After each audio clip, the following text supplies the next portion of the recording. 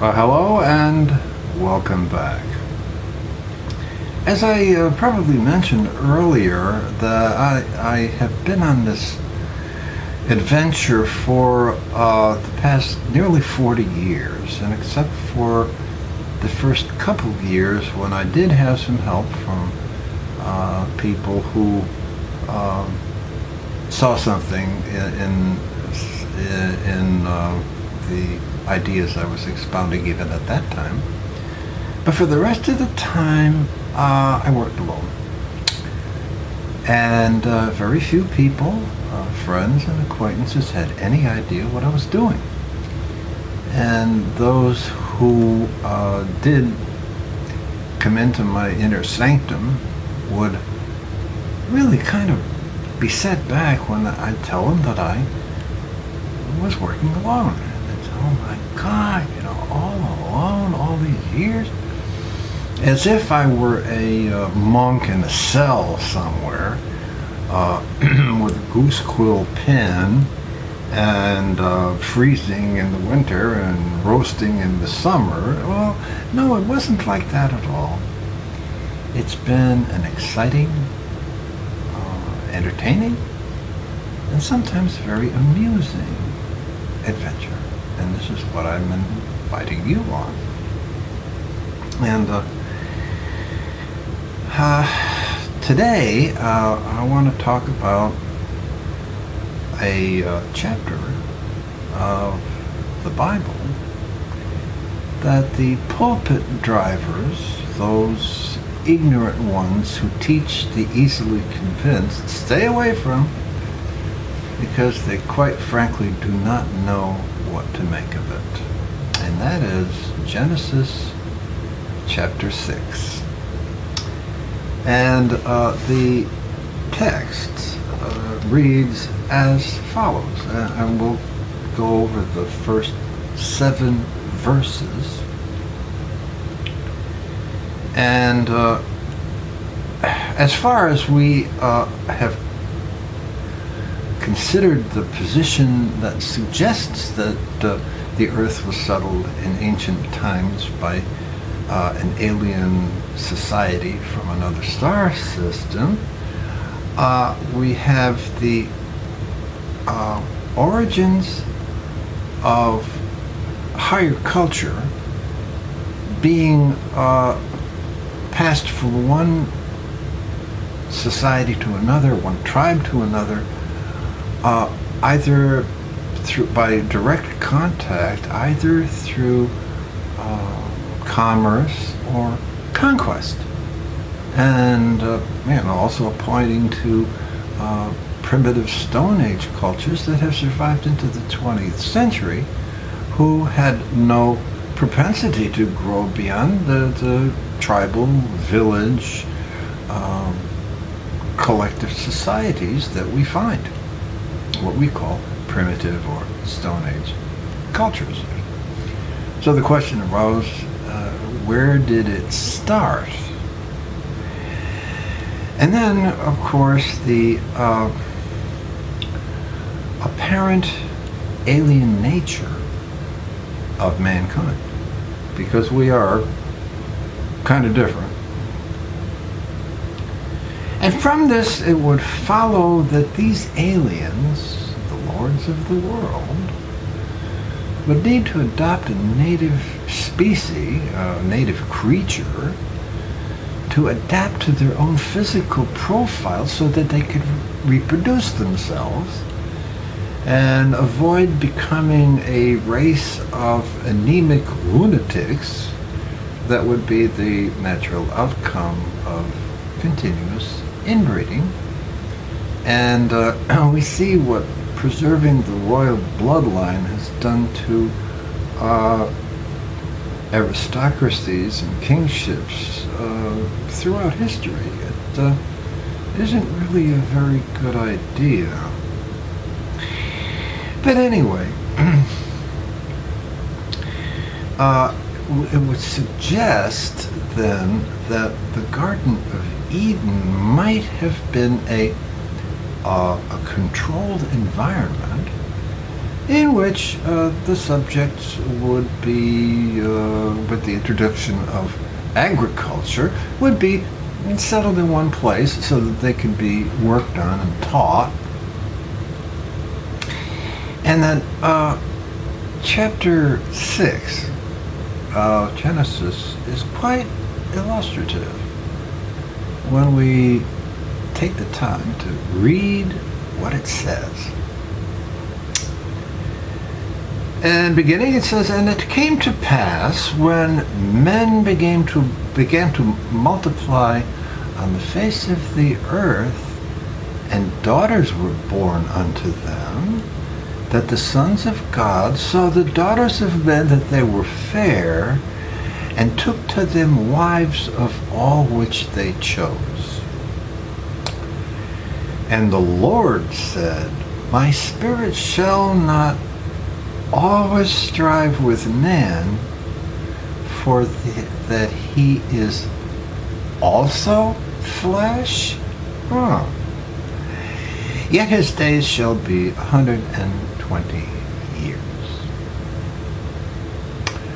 There were giants in the earth in those days, and also after that, when the sons of God came into the daughters of men, and they bare children unto them, to them, the same became mighty men which were of old, men of renown. Well, then it gets worse. Verse 5, And God saw that the wickedness of man was great in the earth, and that every imagination of the thoughts of his heart was only evil continuously. And it repented the Lord that he had made man on earth, and it grieved him at his heart. And the Lord said, I will destroy man whom I have created from the face of the earth, both man and beast and creeping thing and the fowls of the air, for it repenteth me that I have made them. Now there's a lot here, and not only to the reference that man is flesh also, it goes on, because, and the part of it is really amusing, and another example of how the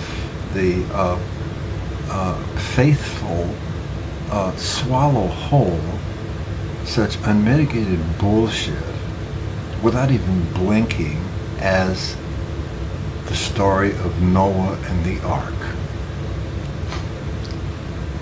This is really too good to pass up, because we are told that 2 of every creature of the earth was packed onto this boat, except fish, I suppose,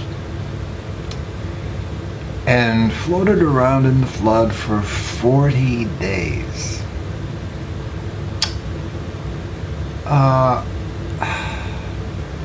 Well, that would have been a pretty crowded boat in the first place. But there'd be some other things that we might have to think about, like, what would they eat? 40 days is a long time to go without a meal, you know. So, disregarding the many tons of food that would have to be loaded on board to feed the animals, we'd also have to deal with the overpowering stench that would probably pervade the boat from stem to stern when these creatures are dumping all the waste, you know, urinating and defecating all over the place. And if this is truly, this boat is truly populated by all the creatures of the earth, then we'd have to suspect that a goodly number of them would be carnivores. ships, and that would really make for a hell of a cruise with all that, fresh meat standing around. So there's other ludicrous things that will be coming across, and I hope you'll join me in a little real heartfelt laughter at it. But for now, let's go back to these first 7 verses and see what we can come up with. Well, the evidence of paleontology suggests that evolution was epical, in that it wasn't just one fish that crawled up on the land, that it was time, evolution had reached a certain plateau where fish from all over were crawling up on the land, and that all the various creatures evolved in parallel. There was nothing like a one dinosaur or one turtle or one fish that aggregated into all the other creatures. That they all kind of happened together. But not mankind. Oh, no. And it came to pass when men began to multiply on the face of the earth. This is kind of like the waves emanating from a pebble dropped into a pond. That mankind radiated from a single source, or perhaps several sources. And that this was a process of spreading out, multiplying across the face of the earth. Plus, we would also have to wonder, what were the daughters of men like before they were fair? And what does that mean, to be fair? Perhaps built up to the profile, the physical profile of the lords, therefore eligible for mating. Makes sense, doesn't it? And the first verse of Genesis clearly shows that there was some kind of spreading out from some points of origin. Now, in the next 7 verses, the term Lord appears 4 times, while it's only in the 5th verse that we see the gods of the wickedness of man. And this is all too common, and it's again the ignorant instructing the easily convinced, and kind of alternating between Lord and God as if they're the same thing. Of course, from this we get the picture of a God who made a horrible mistake, and not only, he kind of really loses it, because if man is wicked, well, why would he kill the beasts and the birds of the air and the creepy thing and all the other, he just destroy the whole environment?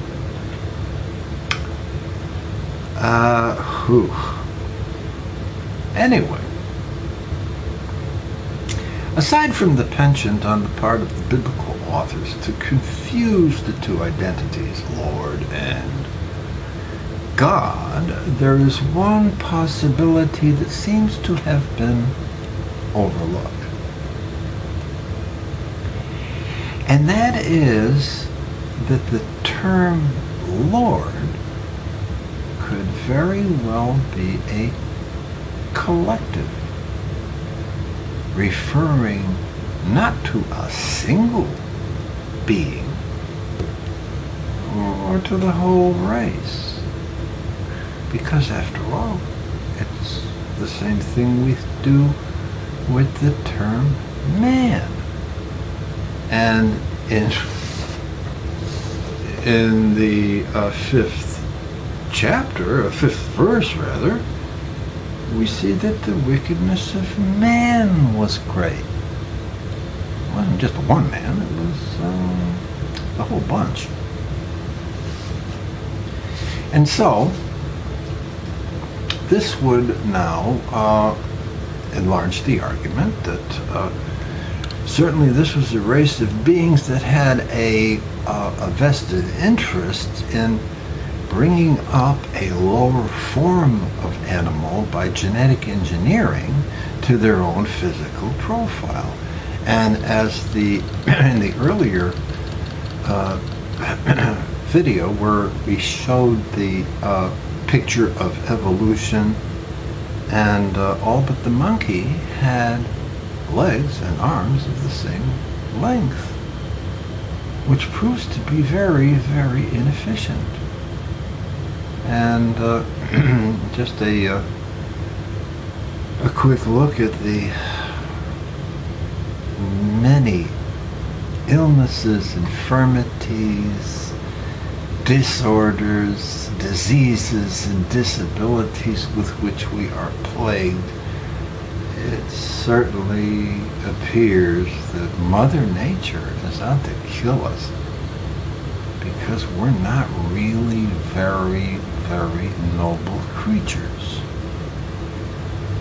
All we have to do is look at the sorry state of the world today, the bestiality, the wars, the poverty, the deceptions, the espionage, the slavery, the sweatshops where people are paid pittances, not enough to live on, in the name of corporatism, fascism, whatever you want to call it. And there's a time when it's going to come to an end. It's going to have to.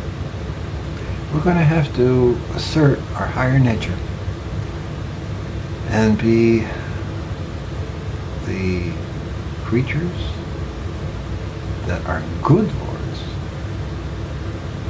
desired for us to be.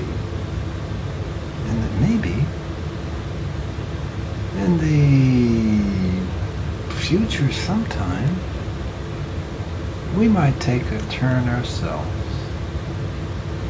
into traveling to other worlds. It's possible. Because, don't forget, when we spread out over the earth,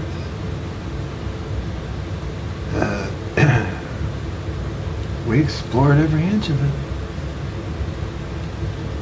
And the words of Edmund Hillary say it all. Because somebody asked him why he had climbed Everest. And his answer was, because it's there. And the stars and planets are there. Of course, they're not where they appear to be, but we'll discuss that later too. But it all fits together, and one only has to regard the bestiality rampant in the world today that was so clearly summarized by the Soviet dictator Joseph Stalin, when he said, if you kill one person, it's murder. Kill 1 million people, and it's a statistic. So, there's much more evidence of the lords of the world, and which will be presented as we go along. And we will also discover that the coming of the lords was really a mixed blessing. So until then, thank you again for stopping by. Have the best day ever. Love you all. And don't forget, if you like this, just click the button or whatever you do. Until next time, so long.